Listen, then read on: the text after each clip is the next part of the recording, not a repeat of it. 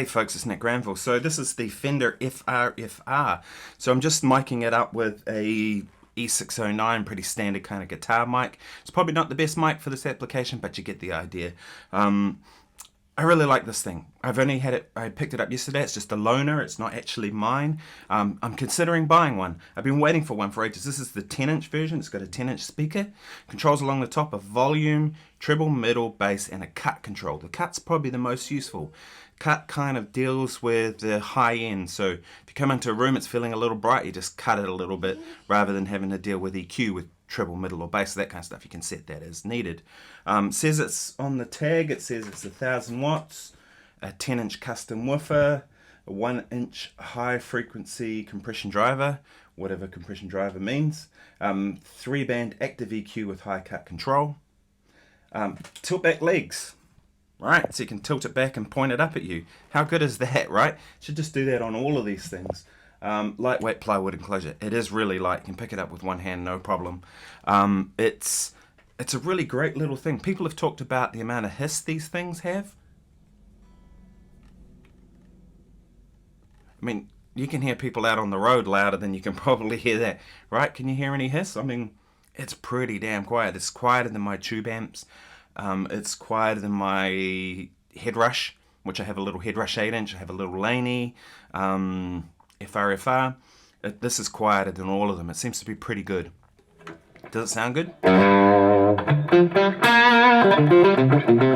You're hearing my voice mic as well, but you get the idea. I think to me it sounds pretty natural. I compared it to my studio monitors last night, and I think the studio monitors sound superior, of course. But it's the closest of all of these I've tried to what those sound like. I'm never taking my studio monitors to a gig, right? They're not really made for that. But this seems like a gigging solution that sounds pretty close. The head rush, this sounds better than the head rush, and the head rush sounds better than the Laney that I have. The Laney is probably the worst option, but it's the smallest and lightest. It's an older model, and then of course the head rush is really grunty. Those head rushes are really good. I know a lot of people give them flack online because they're a cheap unit. They actually sound really good. I don't know why people like to hate on them. Let me get that a little more juice. They seem to be, people like to hate on them. I don't know why. But yeah, this is Fender FR-10. So that's yeah, it says it's 1000 watts. I don't know how to prove that or disprove it, but it seems grunty enough. Like, really, I turned it up last night and I was like, if the band's getting any louder than that, then I probably don't want to play anyway, because at least not without earplugs in, because it would be deafening. I do some loud gigs. Believe it or not, the loudest gigs I ever do are with orchestras. I know everybody thinks it'd be the rock bands or whatever, but when you get that many people in one room, it just gets loud.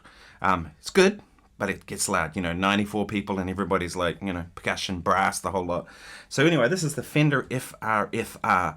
It's FR-10, I think it's called. It's quite expensive. The price tag on it says $13.99. Is it worth it? Yeah, I'm probably going to get one.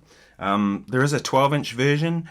I find there's plenty of bottom end even on the 10. In fact, I've turned the bass down a little bit at the moment, which is one thing I really like, having that EQ right there. Now on the Fractal, you do have the perform page, so you can turn down your bass, middle, treble, whatever settings you want on there. I have reverb on there, so I can change it for the room. And I'll do that at the start of the gig, but once we're playing, I don't want to be messing around with the thing. I just want to get on with it. Whereas like having the controls right here and too much bottom end, boom. Because you're probably aware of the Fletcher-Munson curve, which is the way your ears perceive sound, that the louder things get, the more bass we perceive. So you might start the gig and then all of a sudden the band creeps up, so you turn up a little bit to get to the band level, and all of a sudden it's like there's all this bottom end that's coming, so you can just notch it back with that, or treble, or whatever you need to. It's really, really handy having EQ on it, and I wish all of these FR things would do that. It seems like a good solution. I'm going to get one, I reckon. I really dig it. So let me know your thoughts. If you think it's a good use, I'm not finding any hiss like people have reported. Seems pretty quiet to me. If you're hearing any hum, that's probably more likely my mic preamp over there. They've got a DBX thing that's just a bit noisy. It's old. It's got a tube in it. Probably needs a tube replaced. Yeah, so let me know your thoughts. Anyway, I'll play you out so you can hear this thing with a couple of different sounds. I'll do some stuff with some more heavier overdrive now.